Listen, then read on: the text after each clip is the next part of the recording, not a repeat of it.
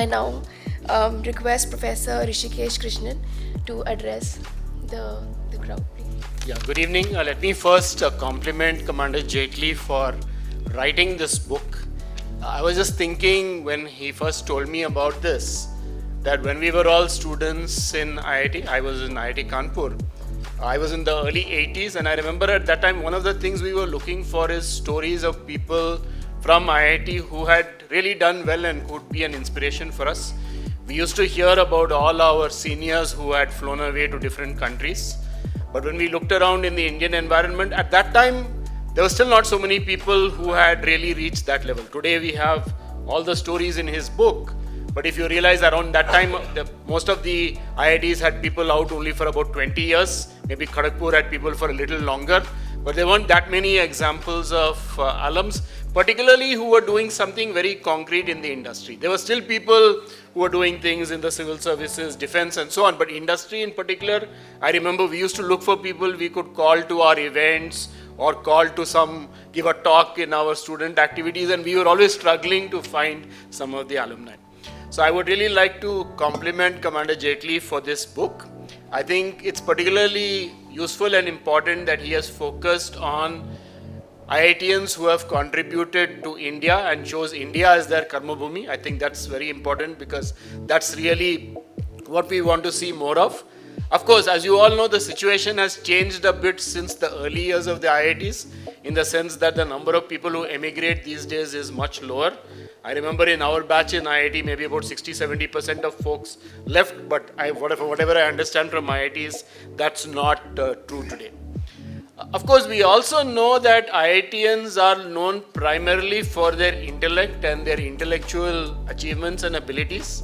But I think if you look at the people profiled in this book, one thing that comes out very strikingly is how versatile IITians have been. While it's true that a lot of their achievements are driven by their analytical skills, their research skills, their intellectual abilities, a lot of it has also been thanks to their organizational skills and many other skills which one might not have quite expected. One thing I was happy to see in this book, and I think it's my personal good fortune, that I had personally been able to interact with about 12 or 13 of the people in his book. So with your permission, I'm just going to speak one or two sentences about them because I particularly wanted to relate it to this theme of versatility, because that's one thing which struck me when I looked at this book. So the first person whom I know and I've had the good fortune of interacting with is actually the first person in the book, Captain Mohan Ram. And the interesting thing about Captain Mohan Ram is the number of different arenas in which he did outstanding work. Of course, he's from the Navy, as his title suggests, but then he also worked in one of India's best shipyards. And after all of that, he went into the private sector, first in some other group which I've forgotten, and then he was in TVS, and he literally turned around TVS Motor into the huge successful company it is today. When you look at all those TVS motorcycles on the road today, Captain Mohan Ram played a significant role in making TVS Motor what it is today. So you can just see the different range of activities he did across his career. Similarly, another person who's featured in this book, Kota Harinarayana, again, he's well known as the father of the LCA program. Prior to that, a very distinguished career in HAL. But he's also been one of the important sparks for the civil aircraft design program in India and has contributed significantly to universities. I think in BHU, he was the chair of IIT BHU and in many other roles. So again, really versatile person.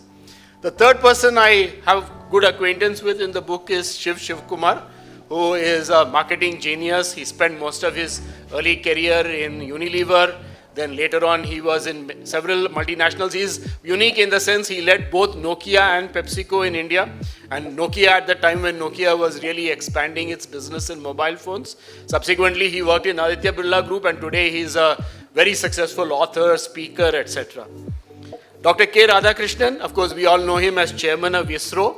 But just see, today when the government wants to call somebody to overhaul the entire testing system of the country, who do they finally turn to? They're turning to somebody like Dr. Radhakrishnan to do it. So again, you can see the range of skills which these people bring to the table. Nandan Nilekani, if you look at him, the great thing about him is the number of times he has reinvented himself. Of course, we all know him as one of the co-founders of Infosys.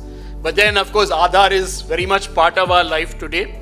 But that's not all, right? He's now come back in Avatar 2 of Infosys. He's also now an AI guru. I mean, you can just see the number of different ways in which he has made contributions. I'm not sure if I counted correctly, but I saw only one lady in the book. I don't know if there's more than one. That lady is also a very interesting person because she's a professor at IIT Madras, and she has focused on an area which normally people don't focus on, which is really making very low cost, adaptable kind of equipment and supportive equipment for people with disability. She's in fact the designer of a very lightweight, low cost wheelchair, which is being now used across India, Professor Sujata Srinivasan. In fact, she's a really amazing person just to interact with her for a little while. Another one of the people I had the good fortune of interacting with in the book is Mr. Satish Kaura. He established India's picture tube industry. For a long time, he was IIT Kanpur's, in a way, poster boy for entrepreneurship. And I remember we were all very impressed by him when we were youngsters. And after that, the institute challenged him. They said, look, you have done all this stuff, but what can you do for the institute? So he actually set up a Samtel Picture Display Center right in the campus itself. So that was the way he was also able to give back. Somebody like R. Gopalakrishnan, again, Hindustan Lever, Tata's, today a storyteller and a management guru. Professor Ashok Mishra, who is sitting right here, of course, an outstanding teacher, engineer, etc. But then having graduated from IIT Kanpur, then worked in IIT Delhi, then finally he literally put IIT Bombay on a different platform. Today, if you're looking at IIT Bombay leading the rankings consistently, Professor Ashok Mishra played a key role in laying the platform for that to happen. And then, of course, there are people like Ashok Jhunjhunwala, who is in the book again, person who not only has, of course, excelled in his field, but also showed that IITs can do something which is useful for industry. He was the initiator of the whole wireless in local loop technology program there. He was responsible for seeding a whole lot of startups. Today, he is literally the father of the IIT Madras Research Park, which is a pioneering initiative as far as IITs are concerned. Kiran Seth, again profiled in the book, very different. Perhaps the one person who's really made a difference in the cultural domain as the founder of SPICMAK, something that has endured now for 4 decades and has really transformed the cultural landscape in India. And of course, there are others like Chris Gopalakrishnan. Again, beyond Infosys, he's of course been supporting brain research. He's now perhaps the leading evangelist for R&D in industry and academia. People like Sudhir Jain, who's been both an institution builder in IIT Gandhinagar as well as now a rejuvenator of BHU. So I think, I won't name any more names, but these are the people I had the good fortune to interact with from the list that Commander Jaitley has chosen. And the only thing I can say with confidence is these are all really outstanding people. So again, congratulations, Commander, for choosing some really, really impressive people who can be a source of inspiration for all of us. If I have only one concern, and I think I hinted at that earlier, and probably that's not his fault, that there's only one lady in the group.